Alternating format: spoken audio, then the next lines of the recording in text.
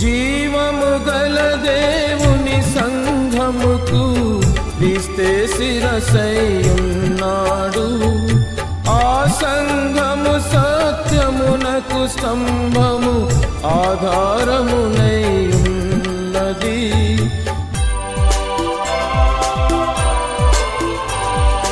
జీవము గల దేవుని సంఘముకు క్రీస్తే శిరసైయున్నాడు. ఆ సంఘము సత్యమునకు స్తంభము ఆధారమునై ఉన్నది. దేవుని మహిమా పరచెదము, దేవుని మహిమా పరచెదము. నా సంఘమును నేను కట్టెదనని ప్రభువు, నా సంఘమును. దేవుడు తన స్వరక్తమిచ్చి సంపాదించిన సంఘములో క్రీస్తులో మనలను పిలచి రక్షించి తన సంఘములో చేర్చెను.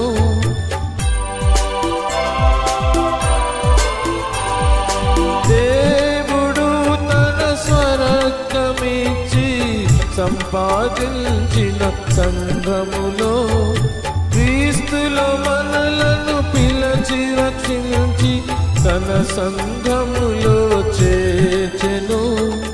నిత్యము దేవుని స్తుతించెదము, నిత్యము దేవుని స్తుతించెదము. నా సంఘమును నేను కట్టెదనని ప్రభువు, నా సంఘమును నేను కట్టెదనని ప్రభువు. పాతాళలోక ద్వారములు దాని ఎదుట నిలువా నేరవు. పాతాళలోక ద్వారములు దాని ఎదుట నిలువా నేరవు. నా సంఘమును నేను కట్టెదనని ప్రభువు, నా సంఘమును. యెరూషలేముకు వచ్చి వాళ్ళతో కలుసుకున్నాడు. ఎందుకు కేఫాను కలుసుకున్నానన్నాడు, యాకోబుని కలుసుకున్నా అన్నాడు. ఎందువల్లంటే వారితో కలుసుకోవడం అవసరమైంది. ఎందువల్ల ఆ కోఆపరేషన్ అనేది ఉండాలి. ఒకరి సేవకునికి ఒక సేవకునికి ఐక్యత. ఇది నాలో ఉండడంలే. కనుక దేవుని పిల్లల మీద మనం ఆత్మీయంగా బలపడాలంటే సహవాసం అనేది అవసరం, ఒకరితో కలుసుకోవడం అనేది అవసరం. అది నేను ప్రభువుని నమ్మినాను, నా అంతటి నేనే ప్రార్థన చేసుకుంటున్నాను అంటే మంచిదే, కానీ నువ్వు కలుసుకోవాలా. ఎవరు విశ్వసించి ఉన్నారో వాళ్ళతో కలుసుకోవాలా, నువ్వు వాళ్ళని కలుపుకోవాలా. అది నీకు అవసరం. అందుకని ఇక్కడికి వచ్చాడు. వచ్చిన తర్వాత వాళ్ళు ఏం చేశారు? Shake hand. ఇక్కడ వచ్చింది షేక్ హ్యాండ్. ఏంటి షేక్ హ్యాండ్ అంటే? ఏమి లేదు, మీటింగ్ అయిపోగానే praise Lord brother, praise Lord brother. ఎందుకు చెయ్యి? ఒకసారి ముసలిది ఒకటి అన్నదట, ఆమె కలెక్టర్ బంగ్లాలో ఇల్లు ఉడిచేదట. ఊరికనే ఉడుస్తున్నాయంట. ఊడిచేవాళ్ళు వచ్చి కూర్చుని తర్వాత ఊడుస్తూనే ఉంటారు, పొరకు తగులుతూనే ఉంటుంది. కనుక ఆ కలెక్టర్ గారు ఉన్నారట, ఓ మరి అమ్మ ఒకరికి పో మరి అమ్మ, ముసలిదాన్ని పొమ్మంటే పోవడం లేదు. దాని పాటికి అది ఊడుస్తున్నాడు. మా వాడికి చూడు, చెప్తే మాట్లాడు. నేను ఊడుస్తుంటే అప్పుడు ఆయన మరి అమ్మ నువ్వు లోపలికి పో అన్నాడు. ఇక నామే చెప్పిందట, పెద్ద పెద్ద దొరలు వచ్చినారు కలెక్టర్ దగ్గరికి. వాళ్ళు 7 దాకానే జాడించినారు, నన్ను 7 దాకా జాడించినారు. ఏంటి జాడింపు అంటే? చేతులు కలపడం అంటే ఏంటి? పట్టుకుని నిదిలించడమా? చూడండి ఇక్కడ ఏమన్నారు. నేను వాళ్ళకి వచ్చి చెప్పుకున్నప్పుడు వాళ్ళు ఏమన్నారు? ఆ ఎన్నికైన వారు, ఆ స్తంభములుగా ఎంచబడిన వారు ఏం చేశారు? చదవండి. 8-9 కలిసినది. సున్నతి పొందిన వారికి అపోస్తులకు అవుటకు పేతురుకు పేతురుకు సామర్థ్యం కలిగజేసిన ఆ దేవుడే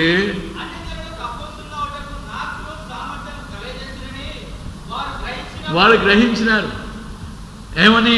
సున్నతి పొందిన వారికి, యూదులకు, ఇశ్రాయేలుకు సువార్త ప్రకటించడానికి మాకు ఎలాగ సామర్థ్యం కలుగు చేశాడో ఆ దేవుడే అన్యజనులైన వారికి, సున్నతి లేని వారికి, అన్యజనులైన వారికి సువార్త ప్రకటించడం నాకు కూడా సామర్థ్యం కలుగు చేసిన అని వారు గ్రహించినప్పుడు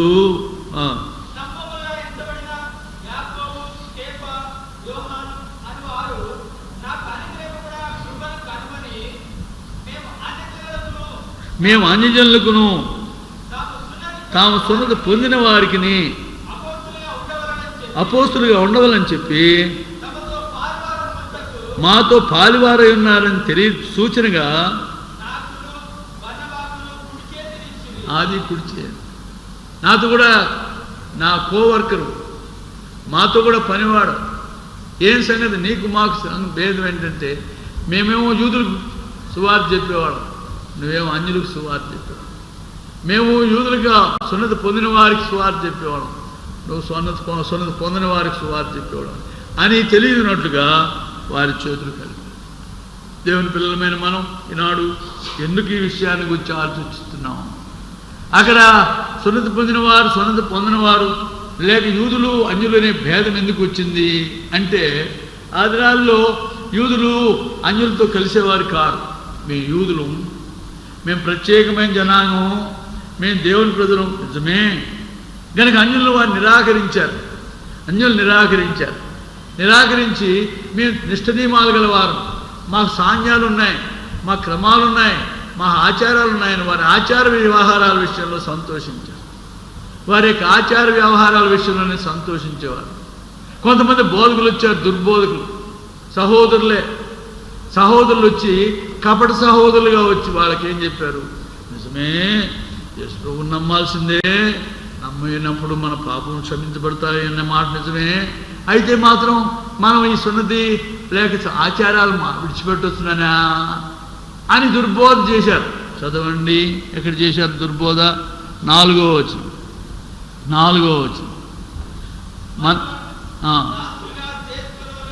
మనల్ని దాసులుగా, ఇంకా దాసత్వంలో ఉండాలని, ఇంకా బానిసత్వంలో ఉండాలని, ఇంకా ఆ చట్టాల్లో ఉండాలని, ఆ దాసత్వంలో ఉంచడానికి, మన ఇంకా దాసత్వంలో ఉంచడానికి, ఇంకా వాటి బద్దులుగా ఉండాలి. అది కట్టకపోతే కుదరదు, ఇది చేయకపోతే కుదరదు, అవి ఉండాల్సిందే. అవన్నీ పాతోళ్ళు పెట్టినారు కదా, పాతోళ్ళు ఎర్రోళ్ళు అయి పెట్టినారా? కనుక మనం కూడా ఎర్రోళ్ళు చేయట్లేదు, వాటిని నెరవేరు. పితృ పారంపర్యమైన మీ వ్యర్థ ప్రవర్తన విడిచిపెట్టినట్లుగా వెండి బంగారం వంటి క్షయ వస్తువులతో కాదు కానీ అమూల్యమైన రక్తంతో, అనగా నిర్దోషం నిష్కళంకమున గొర్రె పిల్ల వంటి క్రీస్తు రక్తం ద్వారా విమోచించబడితే, వాటి నుంచి విమోచించబడినాం. కనుక ఆ అన్యాచారాలు, ఆ ఆయావమైన మతాచారాలు, ఆచారాల వ్యవహారాల నుంచి మేము తప్పించుకోవాలి. వాటికి అలవాటు పడిపోయినాం. ముస్లిం మొహా ఉండింది, అనగా మేము మొదటిసారి ఇక్కడికి వచ్చినప్పుడు పక్కన ఆ షాపులే లేవు, ముసలం ఉండేది బ్రాహ్మణ. ఆమె చలిలో పెద్ద ముసలిది గడగడగడ ఉణుక్కుంటూ ఆ స్నానం చేసి ఆ మడిగుడ్లతోనే వస్తుండేది. పెద్దమ్మా, ఏ ఇంట్లో చేయకూడదా స్నానం? ఈ చలిలో ఈ బయట ఉణుక్కుంటూ రాకపోతే ఏం పెట్టినా వాడు పెట్టినాడు వాడు మాప ఎవడు పెట్టాడు? మా తాత ముత్తాతలు వాళ్ళు పెట్టారు, అది ఆచారం రావున్నారు. లంబాడి ఆమెను హామెను అడిగింది మన వాళ్ళ. ఎందుకే అమ్మా 7 నుంచి 7 దాకా వేసుకున్నాం, స్నానం చేస్తే ఎట్టు రుద్దుకుంటారంటే, మీకు ఆ కర్మ పెట్టినాడు, నాకు ఈ కర్మ పెట్టినారు. మీ కర్మ ఏంటంటే గాజులు లేకుండా ఉండడం మీ కర్మ, గాజులు వేసుకోవడం మా కర్మ. ఈ కర్మలు మనకు ఉండాల్సిందే సచ్చిందాకా. కర్మలు పోవడంలే, ఆచారాలు పోవడంలే, మన కర్మలుగానే ఉన్నాయి. చచ్చిపోయిన తర్వాత 3వ రోజు తప్పకుండా పెట్టాల్సిందే, కనీసం 9వ రోజున పెట్టాల్సిందే, కనీసం 1 రోజున్నా దాన్ని పెట్టకపోతే లాభం. ఏమనంటే ప్రేయర్ మీటింగ్ అంటే ప్రార్థన చేసుకోవాలి కదా. మరి భోజనాలు ఎందుకు? ఆదరణ కూటం అయితే వాళ్ళని ఆదరించాలన్నా, వాళ్ళ దగ్గర తిని నువ్వు ఆదరణ పొందాలన్నా? ఏం కారణం అంటే ఆ చిన్నతనం పోలే, అది సంవత్సరాంతంలో మళ్ళీ పండుగ చేసుకోవాలా. ఏంటో పండుగ? సంతోషంగా పిలువు, జ్ఞాపకం చేసుకొని నొద్దనిలే. నీతిమంతులను కూర్చొని జ్ఞాపకం చాలా అవసరమైంది. ఆ రోజు పెద్ద ఫంక్షను, దానికి ఒక పెద్ద కార్డులు, దానికి అంతా చేసి అందరి బంధువులందరినీ పిలిపిస్తే అంత కమతం అంతా వస్తారు. సువార్త చెప్తాను, వాడు సువార్తకు వస్తేగా నువ్వు కానీ కాసేపు కానీ సువార్త చెప్తా ఈ ప్రసంగాలకు ఇదే తరం దొరికినారని చెప్పి లేచిపోయి మళ్ళీ భోజనం టైంకి వస్తారు. కనుక అనేక పర్యాయములు ఈ అలవాట్లు ఆచారాలు పోవడంలే, ఆచారాలు వ్యవహారాలతోనే మనం గడిచిపోతున్నాం. ఆచారాలు వ్యవహారాలు చచ్చినప్పుడు పెళ్ళిళ్ళప్పుడు వస్తాయి బయటికి. కనుక వీటికి దాసులుగా ఉండాలి. చూడండి, మనలను దాసులుగా చేసుకున్న వాళ్ళని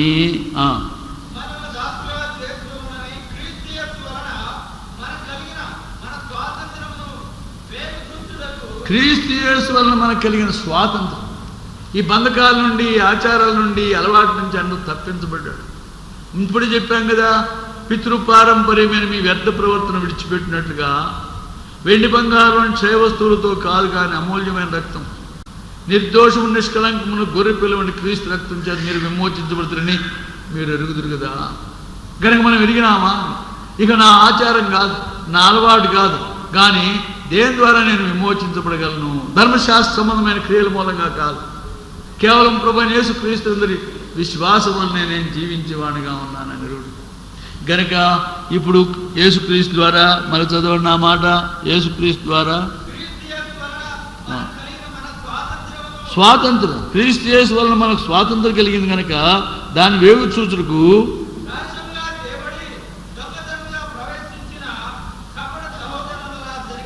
గనుక కపట సహోదరుల వలన ఆ ప్రయత్నం జరిగిందని మాకుంది. కనుక ఆ ప్రయత్నం అప్పుడు జరిగిందన్నమాట. ఏంటి ప్రయత్నం? వాళ్ళని ఎట్లయినా మోసం. ఇది నాలో క్రైస్తవుల్లోని కొన్ని శాఖలు ఉన్నాయి. వాళ్ళు చెప్పేది ఏంటంటే యేసుక్రీస్తుని నమ్మాల్సిందే, యేసుక్రీస్తుని విశ్వసించాల్సిందే, అయితే మాత్రం ధర్మశాస్త్రం పోగొట్టమని ఉందా?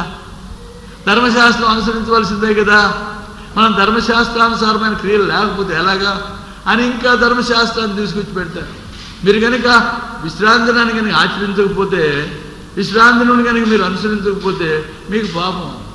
కనుక ఈ ధర్మశాస్త్ర సంబంధమైన క్రియల మూలంగా మన నీతి అనేది మళ్ళీ తీసుకొచ్చుతున్నారు. పాపం చేయమని కాదు. దయచేసి చూడండి 5వ గలతీ 5వ అధ్యాయం 1వ వచనం.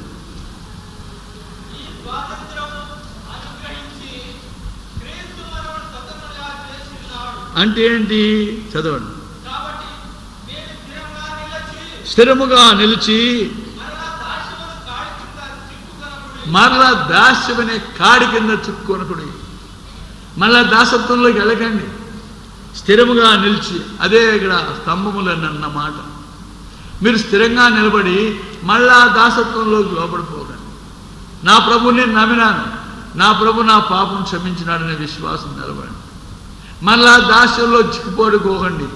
ఇంకా అవి తాకూడదు, ఇది తాకూడదు, ఇది తినకూడదు, అది తినకూడదు, అట్లా చేయకూడదు, ఇది చేయకూడదు అనే ఈ సిద్ధాంతం. అవి కేవలం అది ఛాయారూపంగా చెప్పబడినట్టు. అవి రూపం, అవి మాదిరికరమైన సందర్భం ఉంటుంది. ఇశ్రాయేలీలు 400 సంవత్సరాలు ఐగుప్తులో ఉండిపోయారు. 400 సంవత్సరాల్లో ఉండిపోయినారు కనుక వాళ్ళకి ఏం దేవుడు లే, దెయ్యంలే, ఏమి లే. పొద్దున్న లేస్తే పని పని పని పని. ఏం పని? దాసత్వ పని. రామ్సేస్ అనే పట్టణం కట్టిస్తున్నారు. పొద్దున్న లేస్తే ఇటుకలు చేయడం, పని చేయడం సరిపోయింది. దేవుడు ఏమిలే. ఇక వాళ్ళకు దేవుని బలులే, పండుగలే, ఏమిలే. అలవాటు 400 సంవత్సరాలు ఇలా అలవాటు పడ్డారు కనుక వాళ్ళు మళ్ళీ దారిలో తయారు చేస్తున్నారు. దారిలో తయారు చేస్తూ 10 ఆజ్ఞలు ఇచ్చాడు. ఇచ్చి మొదటి ఆజ్ఞ ఏంటి? మొదటి ఆజ్ఞ కానీ క్రింద ఉన్న భూమి క్రింద నీళ్ళైంది కానీ ఏ స్వరూపం చేసుకోకూడదు, దేనికి సాగిలు పడకూడదు. కనుక నన్నే, అది మొదటి ఆజ్ఞ. రెండవ ఆజ్ఞ ఏంటి? నా నామం. రెండవ ఆజ్ఞ ఇది ఆయన నామం. ఏం నామం? నీవు ప్రభు నామను వ్యర్థంగా ఉచ్చరించకూడదు. వ్యర్థంగా ఉచ్చరించడం ఆయన నిర్దోషిగా ఎంచడు. రెండవ ఆజ్ఞ. మూడవ ఆజ్ఞ ఏంటి? విశ్రాంతులను పరిశుద్ధంగా ఆచరించడం జ్ఞాపకం ఉంచుకున్నాము. ఆ దినమున నీవు కానీ, నీ ఇంటివారు కానీ, నీ పనివారు కానీ, నీ పనికత్తులు కానీ ఏ పని చేయకూడదు. ఎందుకు పెట్టాడు అది? వాళ్ళను ప్రాక్టీస్లో పెడుతున్నాడు. ఇంతకాలం 400 సంవత్సరాలు దేవుళ్ళే ఏమి లేకుండా ఇష్టానుసారంగా జీవించారు. ఇంతకాలం దేవుని పేరెంట్ కూడా మర్చిపోయారు. వాళ్ళని ఇప్పుడు కంట్రోల్లో పెడుతున్నాడు. అదే ఆజ్ఞ. ధర్మశాస్త్రం అనేది ఏంటి చెప్పండి?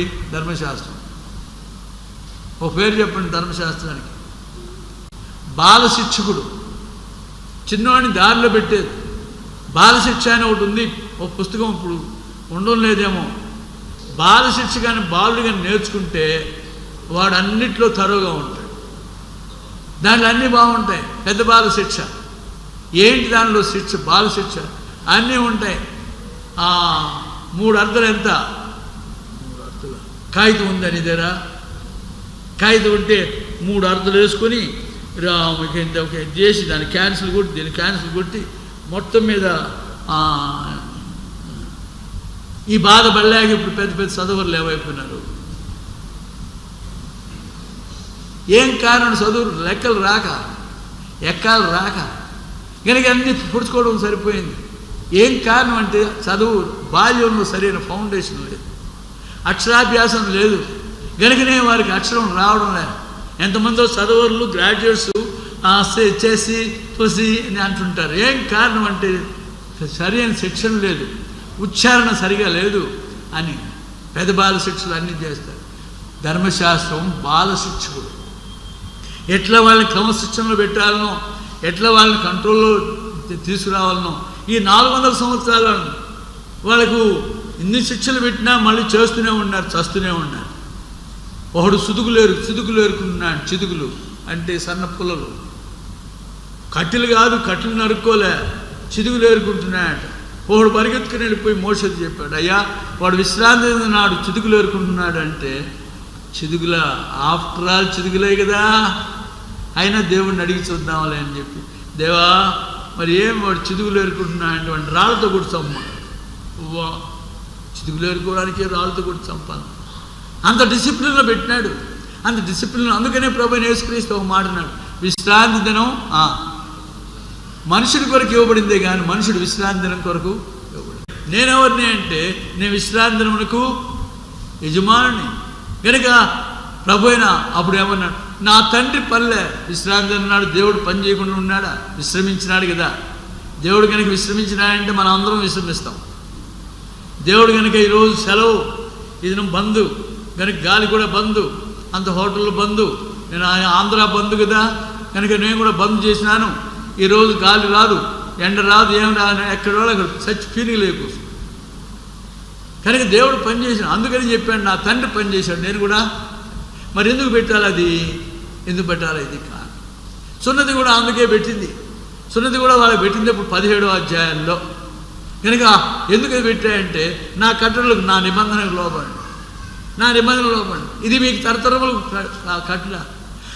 మీ ఇంట్లో ఉండే పనివాడు కానీ ఎవడైనా కానీ సున్నతి పొందినవాడైతే వాడు నిషేధించబడిన వాడుగా ఉంటాడు, ఆచార్యుక్తంగా పెట్టినవాడు. అందుకనే ఇప్పుడు ఈ యూదులని హెల్లేనీయులు అనగా గ్రీసు దేశస్తులని వ్యత్యాసం వచ్చింది. యూదులకి ఇది పెద్ద అతిశయం అయిపోయింది. వారు మేము నిష్ఠ నియమాలతో ఉండేవారు అనుకుంటున్నారు, తృణీకరించబడుతున్నారు. ఇప్పుడు అపోస్తలుడైన పౌలు అన్యులకు సువార్తికుడు. ఆయన వచ్చి ఏమన్నాడు? యేసుక్రీస్తు ఎవరంటే లూకాసు వార్త 2వ అధ్యాయం. యేసుక్రీస్తు ఎవరు? కేవలం ఇశ్రాయేలీయుల కొరకేనా అని, ఇశ్రాయేలుకు మాత్రమేనా అని. యేసుక్రీస్తు యొక్క రాకడ విమోచకుని కొరకే ఎదురు చూస్తున్న సిమియోను పాడిన పాట చదవండి. 29వ వచనం నుండి 2:29.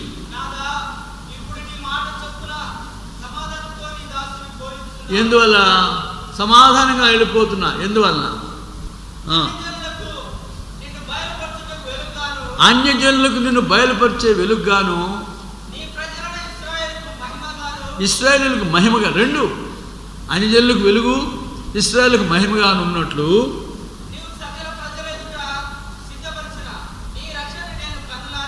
అది ఆ రక్షణ. ప్రభువైన క్రీస్తు ఎత్తుకుని పాడిన పాట. ఎవరు? యేసుక్రీస్తు. అన్యజనులకు వెలుగు, ఇశ్రాయేలులకు మహిమ.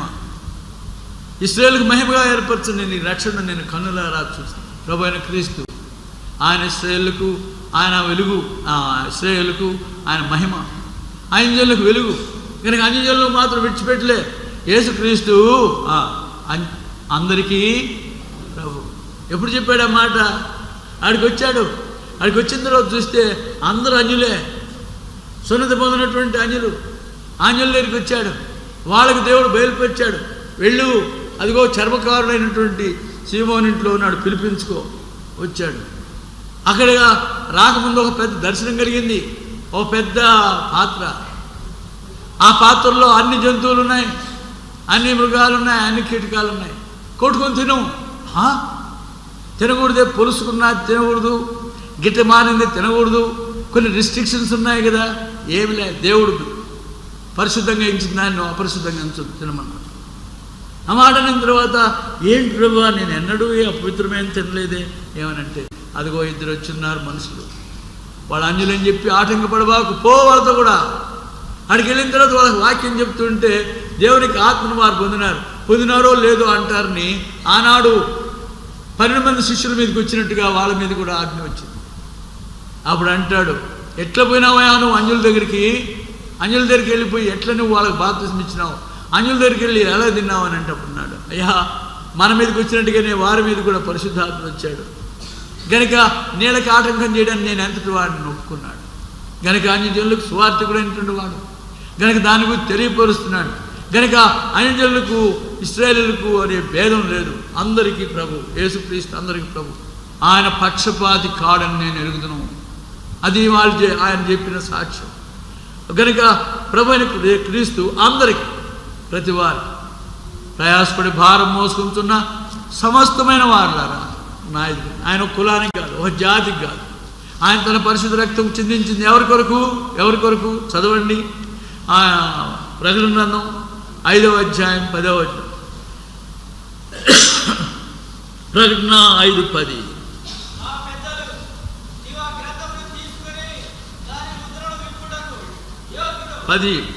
అదే ఇంకొంచెం పోండి. నువ్వు వధించబడిన వాడవై, వధించబడి ద్వారా యేసుక్రీస్తు వధించబడిన వాడై ప్రతి వంశంలో ఆయా భాషలు మాట్లాడిన వారిలో, ప్రతి ప్రజలో, ప్రతి జనములో ఏమీ వ్యత్యాసం లేదు. ప్రతి వారికి ఏ జాతి, ఏ కులం, ఏ ఆచారం, ఏ భాష, ఏ అలవాటైనా ఏమాత్రం వ్యత్యాసం లేదు. అందరికీ యేసుక్రీస్తు అందరికీ ప్రభు. ఎందువలన ఆయన వధించబడినవాడు. ఆయన వధించబడిన వాడై ప్రతి జనములో, ప్రతి భాషలు మాట్లాడే వారిలో ఉన్నవారిని ఆయన తన రక్తం ద్వారా కొన్నాడు. గనుక ఈ సత్యాన్ని అపోస్తలుడైన పౌలు ప్రకటిస్తూ ఉంటే వారు అంగీకరించారు. కేఫా, యాకోబు, కేఫా, యోహాన్ అనేవారు షేక్ హ్యాండ్ ఇచ్చారు. రైట్, మేము అన్యజనులకి వెళ్ళాలి, మేము ఇశ్రాయేలుకి వెళ్ళాలి. చదవండి ఆ మాట మరలా ఒకసారి. 2వ అధ్యాయం, గలతీయులకు రాసిన పత్రిక 2వ అధ్యాయం 9వ వచనం ఆఖరి భాగం. స్తంభములుగా ఎంచబడిన యాకోబు, కేఫా, యోహాను వారు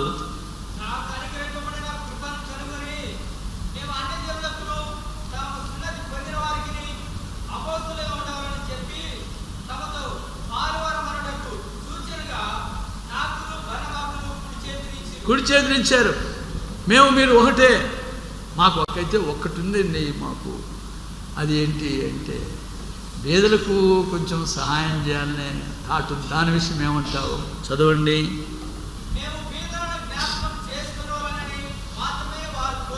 అందుకు పౌలు ఏమన్నాడు? మేము కూడా ఆసక్తి గలవారు, పేదలకు సహాయం చేసే విషయంలో మాకేం అభ్యంతరం లేదు. మేము కూడా దాని కొరకే నేను చందాలు తీసుకెళ్తున్నా. యెరూషలేములో కరువుగా ఉంది కనుక పేదలను సహాయం చేసే విషయం నేనేం ఆటంకపడలేదు.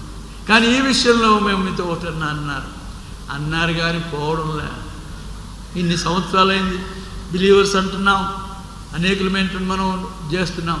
ఇంతమటుకు మన కులాలు పోలే, మన వెనకటి అలవాట్లు పోలే, ఆచారాలు పోలే. ఏం కారణం? ఇంకా గిలి పోలే. దయచేసి చూడండి తర్వాత భాగం 11వ వచనం. తర్వాత కేఫా అంత్యోకి అపరాధిగా తీర్చబడ్డాడు. సెకండ్ ఇచ్చిన ఆయన ఇక్కడ అపరాధి ఎట్లయినాడు? మేము మీతో ఏకీభవించినాం, మేము ఇశ్రాయేలీయులకు మీరు అన్యజనులకు బోధకులు అని చెప్పినటువంటి వారు అపరాధిగా తీర్చబడ్డాడు. ఏం అపరాధం చేశాడు? చదవండి.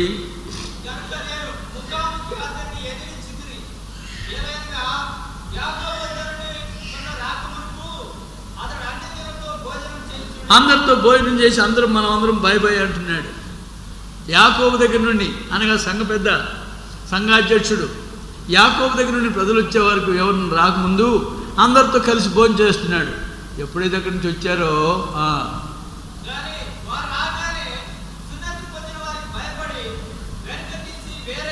వెనక తీసి వేరైపోయినాడు. వాడు తినడం మానేశాడు. ఏమయ్యా తినడం లేదంటే నాకు అంత ఆకలి లేదు అంటే అనేక పర్యాయాలు మనం అసలు సంగతి చెప్పం. మనలోని వ్యత్యాస భావాలు పోలే. ఆ వ్యత్యాసాలకి ఏదేదో సాకులు చెప్తాం.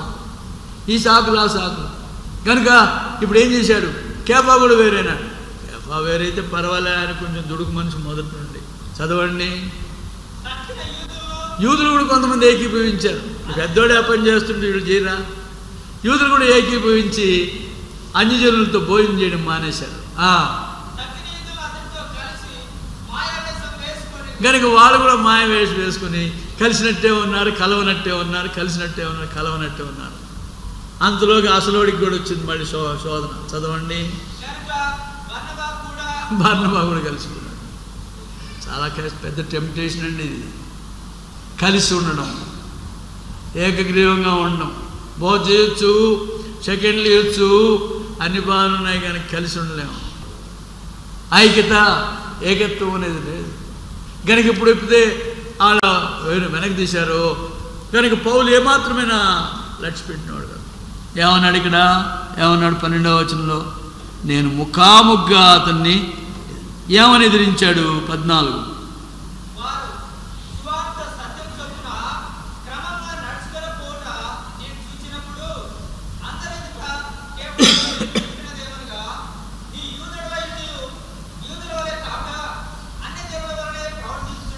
నువ్వు అన్ని జనులలాగానే నువ్వు ప్రవర్తిస్తు. వాళ్ళకుండే నిష్ట, వాళ్ళకుండే వేరు, వాళ్ళకుండే ఆ భేదాలు నీకు కూడా ఉంటే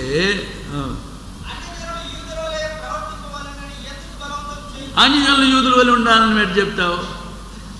చావలే ఇంకా బతికే ఉన్నాయి. కనుకనే చావడం చాలా కష్టం. మనకుండేటువంటి అలవాట్లు, ఆచారాలు అవి పోవడం లేదు. కనుక ఎందుకంటే చెప్తావు వాళ్ళకి మాత్రం అని ముఖాముఖ గద్దించాడు. అయితే పౌలు ఏం చెప్పాడు? చదవండి.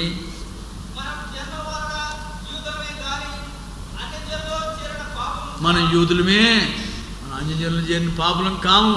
అయితే మనుషులు యేసుక్రీస్తు విశ్వాసం వల్లనే గాక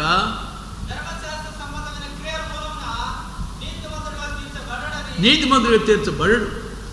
ధర్మశాస్త్ర సంబంధమైనటువంటి నిష్నియమాల వలన, ఆచారాల వ్యవహారాల వలన ఎవడు కూడా నీతిమంతుడు కాదు.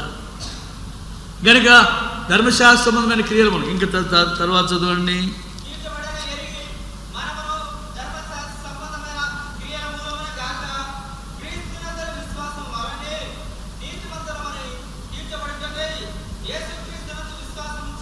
కనుక ప్రభువైన యేసుక్రీస్తుని ఎందుకు విశ్వాసించాం? ఆయన నమ్మినాం కాబట్టి మన నీతిమంతులమైన. ఆయన నమ్మినాం కాబట్టి మన నీతిమంతులమైన. కనుక ప్రభువైన క్రీస్తునందుల విశ్వాసం వల్ల నీతిమంతులమైన. మరి వెనకటి సంగతి ఏంటి? ఆ విషయంలో చచ్చినాం, ఆ విషయంలో పోయింది, ఆ విషయం ఇక నాకు లేదు. చదవండి.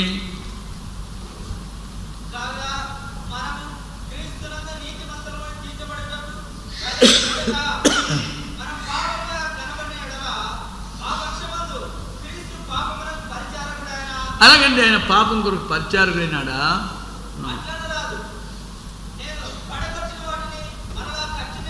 మనం చెప్తుంటే యేసుక్రీస్తు విశ్వాసం వల్లనే కానీ ధర్మశాస్త్రమైన క్రియల మూలంగా కాదని చెప్పి మనం పడగొట్టిన దాన్ని మరల కడితే మనం ఎట్లా యోగ్యులం అవుతాం? చదవండి.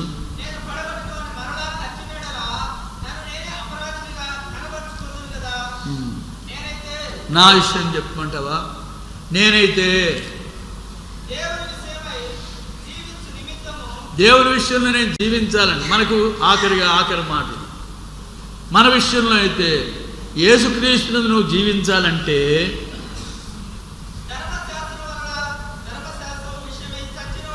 ధర్మశాస్త్రం వలన, ధర్మశాస్త్రం విషయమై చచ్చిన వాడినైతిని. దేవుని యందు నేను జీవించాలని. ఎందుకు? నేను దేవుని విషయమై జీవించు నిమిత్తం. దేవుని విషయంలో నువ్వు జీవించాలంటే ధర్మశాస్త్రం వలన, ధర్మశాస్త్రం నిమిత్తం, ధర్మశాస్త్రం చెప్పింది కాబట్టి, ధర్మశాస్త్రంలో ఇలా రాసినారు కాబట్టి నేను మాట లేదు ఇక. కనుక నేను ప్రభువైన క్రీస్తునందు విశ్వాసం ఉంటున్నాను, ఆయన నన్ను నీతిమంతుడిగా తీర్చాడు. కనుక నేను దేవుని విషయంలో జీవించే నిమిత్తం, ధర్మశాస్త్రం వలన, ధర్మశాస్త్రం నిమిత్తం చచ్చిన వాడినైతిని. నేను క్రీస్తు కూడా సిలువేయబడి ఉన్నాను. ఇవి జీవించేవాడు నేను కాదు, క్రీస్తే నాయన జీవించున్నాడు. ఇప్పుడు నేను జీవించున్న నా జీవనం నన్ను ప్రేమించిన ఒకరికి తను తాను అప్పగించుకున్న దేవుని కుమారుని విశ్వాసం వల్లనే జీవించు. కేవలం ఆయన విశ్వాసం అనేది జీవిస్తున్నాడు. అయితే దీన్ని భంగపరచడానికి ఏం చేశారు? ఇది మూలమైన వాక్యం, 4వ వచనం. ఏంటది? మనలను దాసులుగా చేసుకొనవలనని క్రీస్తు యేసు వలన మనకు కలిగిన మన స్వాతంత్రమును వేగుచూచుటకు రహస్యముగా తేబడి దొంగతనముగా ప్రవేశించిన కపట సహోదరుల వలన ఆ ప్రయత్నమైన జరిగింది. కనుక కొంతమంది కపట సహోదరులు చేరి మనల్ని ఎలాగైనా ధర్మశాస్త్రానికి లోపరచాలి, దాసులుగా చేయాలని ప్రయత్నిస్తారు. ఆ దాసులం కాకుండా ఉండాలంటే ధర్మశాస్త్ర విషయం నేను మరణించినాను, నేను నా స్వశరీరానికి నేను చచ్చినాను, క్రీస్తే నాయన జీవిస్తున్నాను, ఆయన ద్వారా ఆయన మూలంగా నేను జీవిస్తాను అని చెప్పుకోవడమే నాడో అవసరం. ఆఖరి వచనం, నేను దేవుని కృపను నిరర్థకము చేయను. నీతి ధర్మశాస్త్రం వలన అయితే ఆ పక్షమందు క్రీస్తు చనిపోయినది నిష్ప్రయోజనమే కదా. యేసు ప్రభు చనిపోయింది ఎందుకు? ధర్మశాస్త్రం నిరర్థకం చేసి మన స్వశక్తి, మన స్వంత నీతితో కాదు, కేవలం ఆయన ద్వారా. కనుక మనం అందరం కూడా పాపాత్మమే, ఏ భేదం లేదు. మళ్ళీ రోమాకి వెళ్దాం, 3వ అధ్యాయం 11వ వచనం. రోమా 3:11 ఏమన్నాడు అక్కడ? నీతిమంతుడు లేడు, ఒక్కడు లేడు, అందరం పాపాత్మమే. మరి ఎట్లా నీతిమంతులుగా చేయకపోతే దేవునికి సన్నిధికి ఎలాగెళ్తాం?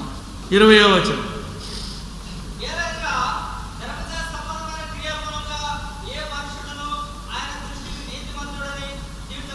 ధర్మశాస్త్ర సంబంధమైన క్రియల మూలంగా నీతిమంతుడిగా తీర్చబడు. మరి ఎట్లా మనకు తీర్చబడేది? 24.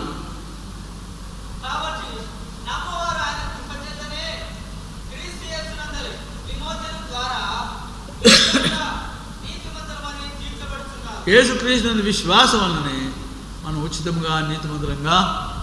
అందుకనే మనం ముందు పాటలు పాడినాం. ఏం పాటలు? యేసు లేనిచో పాపికి ఆశ్రయమే లేదు. మళ్ళీ ఏం పాట పాడినాం?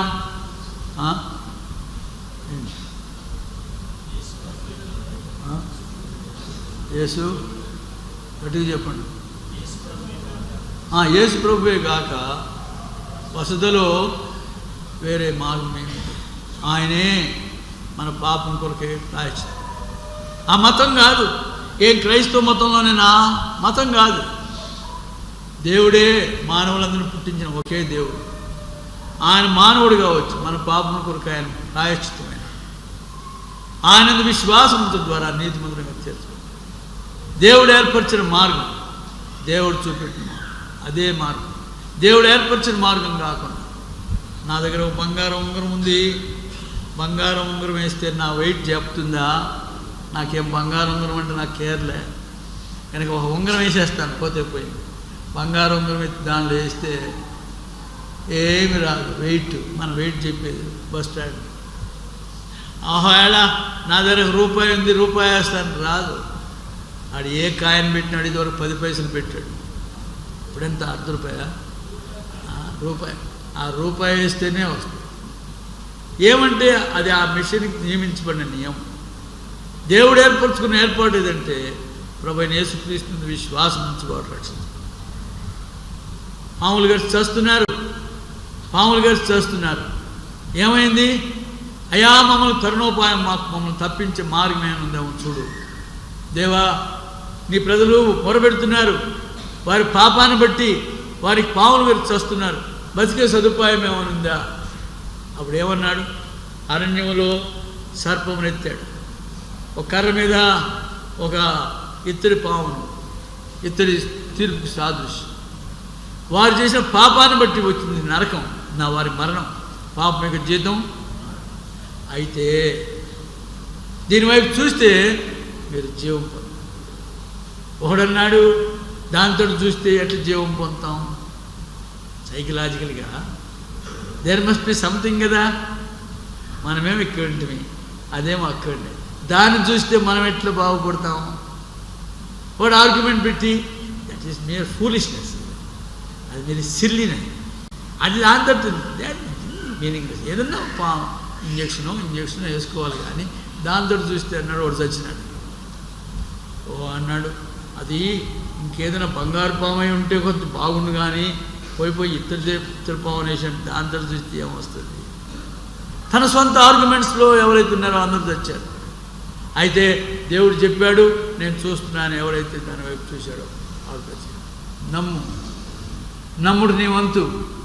నమ్మువారు ఉచితముగా నీతిమంతులని తెలుసుకుంటారు.